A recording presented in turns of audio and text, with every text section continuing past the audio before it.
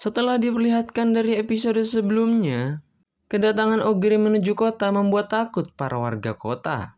Tetapi karena teman Ogre ini adalah seorang mantan pedagang, ia menjelaskan bahwa semuanya akan baik-baik saja.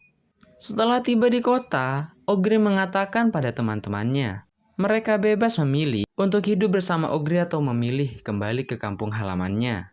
Ogre yang selalu diserang oleh para prajurit kota menginginkan untuk menyewa pasukan bayaran. Tetapi sebelum itu, mereka harus memiliki lisensi petualang. Ogre yang ingin mengecek keadaan kota, akhirnya merubah fisiknya seperti di kehidupan sebelumnya.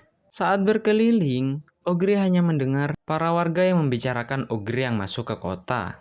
Lalu saat melewati sebuah gang, Ogre dicegat oleh para bandit.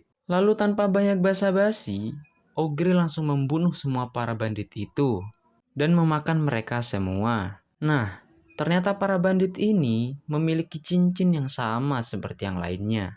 Lalu setelah memakan semua bandit itu, Ogre mendapatkan skill para bandit itu. Lalu ketika akan melanjutkan perjalanannya, Ogre melihat seorang bocah yang akan dibunuh oleh para bandit lainnya. Ogre pun menyelamatkan bocah itu dan membunuh para bandit lainnya. Setelah menyelamatkan bocah tersebut, Ogre memberikan kartu namanya. Ternyata para bandit sebelumnya berasal dari organisasi besar yang telah menculik Tuan Putri dari kerajaan itu. Karena si bocah tidak dapat menyelamatkan Tuan Putri, bocah itu meminta bantuan si Ogre. Si Ogre yang dapat mengetahui tempat persembunyian para bandit itu mengatakan bahwa tempat persembunyian mereka adalah sebuah rumah kosong bekas villa dari seorang bangsawan. Tanpa berlama-lama, mereka langsung menuju tempat persembunyian tersebut. Lalu Ogre langsung melumpuhkan para bandit di sana dan menyelamatkan putri itu. Ternyata penculikan tersebut direncanakan oleh raja. Karena kekacauan yang disebabkan oleh putri di kerajaan itu. Setelah menyelamatkan Tuan Putri, Ogre mengatakan pada bocah itu untuk tidak menceritakannya pada putri. Di keesokan harinya, putri tersebut bertemu Ogre untuk mengucapkan terima kasih. Ternyata Tuan Putri tersebut mendengarkan percakapan sebelumnya. Kembali ke para teman Ogre, mereka lebih memilih untuk hidup bersama Ogre.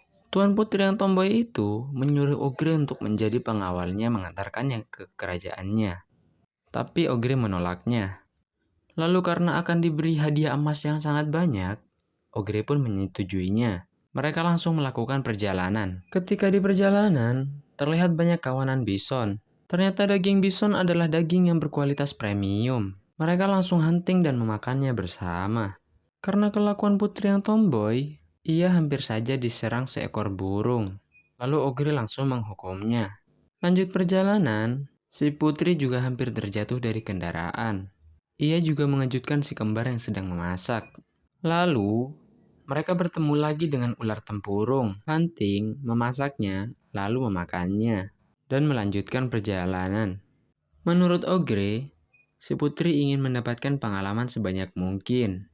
Karena dirasa lemah, si bocah dan si putri ingin belajar diri dari sang Ogre. Mungkin latihan ini akan berguna di masa depan. Si Ogre pun mengiyakannya. Lalu sampailah mereka di sebuah tebing. Dan ada 3 rute untuk melewatinya. Tetapi mereka memilih untuk memutarinya.